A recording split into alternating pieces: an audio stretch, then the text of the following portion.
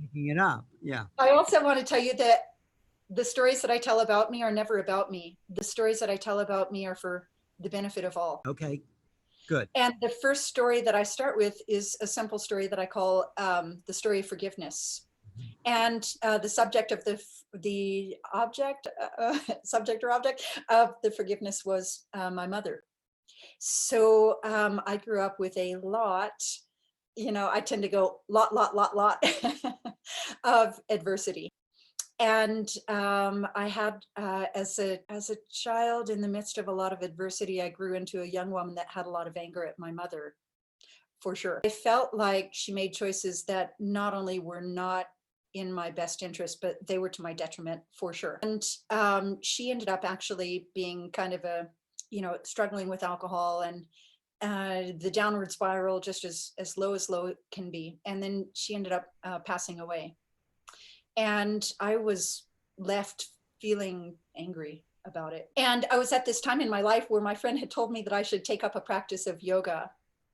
And these two energies in me were converging just in the right synchronicity. I mean, the anger and the yoga practice, they were The converged. anger, and actually, maybe there's something I should insert, and I'm gonna just give a shout out to Oprah Winfrey. This, I love her. I think she's amazing. Yes. well, when you talk to her, you tell her that I tell this story in my seminars all the I time. want her on I want you on her show. So, okay. That is a yes right there. So listen, hearing the right words in the right moment. So I was at this place where I was really angry at my mother, and I turn on the Oprah Winfrey show, and Oprah Winfrey literally says, and I like to embellish the story, and she says, Kim, forgiveness is a gift you give yourself, and not because the person necessarily deserves the forgiveness, but because you deserve the relief from the burden that you carry. But here's the thing. I was at this time in my life where I was angry at my mother, and Oprah Winfrey said the right words in the right moment. Forgiveness is a gift you give yourself, not because they deserve it, but because you deserve to be liberated. And I went, oh my God, yes, that's why I need to forgive. But now listen, this is important. This starts to get very important. Now I know why I should forgive, but I don't know how. And then I stepped into a yoga room, and I was just as a side note, I was a marathon runner at that time. Already athletic in that sense, very in touch with it. And by the way, it turned out that marathon running was my kind of precursory meditation, because I was just pounding the pavement, connected to the breath with the rhythm and the concentration and the determination of 26 miles. And anyway, I got into this yoga room, and I was practicing just only maybe a month or two, and let me just say, I was an ambitious student. I was very hardworking, but I wasn't necessarily born that way, naturally flexible, walked in with it. It wasn't like that. I was just above average or average in my body, but really working hard at this. And I was doing this posture called camel pose, which is the deepest back bend in a class, in that class. And remember, I was at this place where I was ready to forgive, but I didn't know how.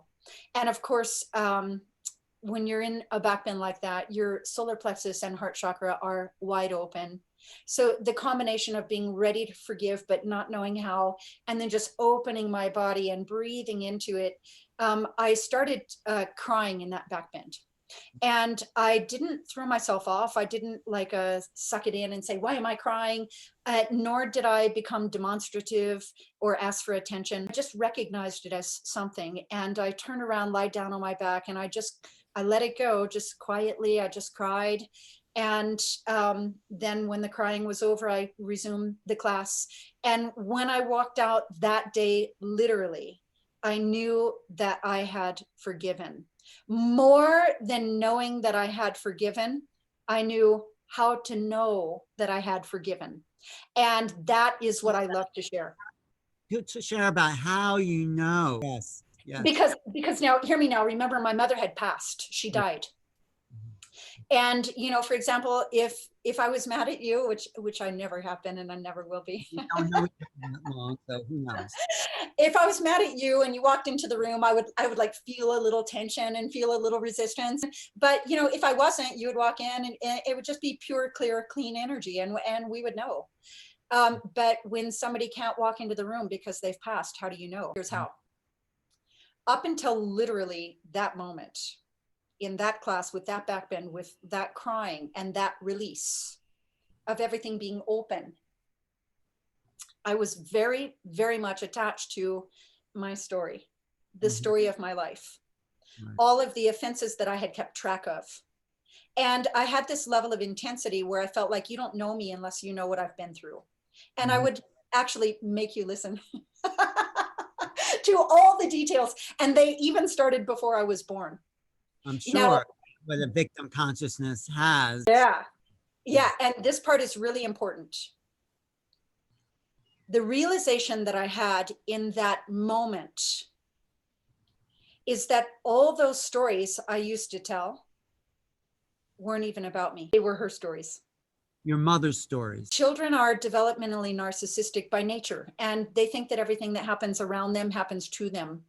And my first realization is that the stories that I was telling were not really even my own to tell. And then came the immaculate realization, oh my God, she struggled, she suffered horrifically. And my natural response then was compassion.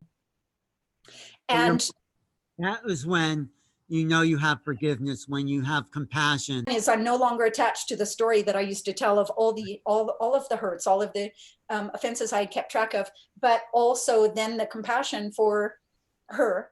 And then the realization that I am empowered to write my own story and that I don't choose to write hers any longer. As a matter of fact, that's her story, not mine. And if you knew me, that is not what I would want you to think of me anyway, right? To know about me, that's not about me. You wouldn't want us to think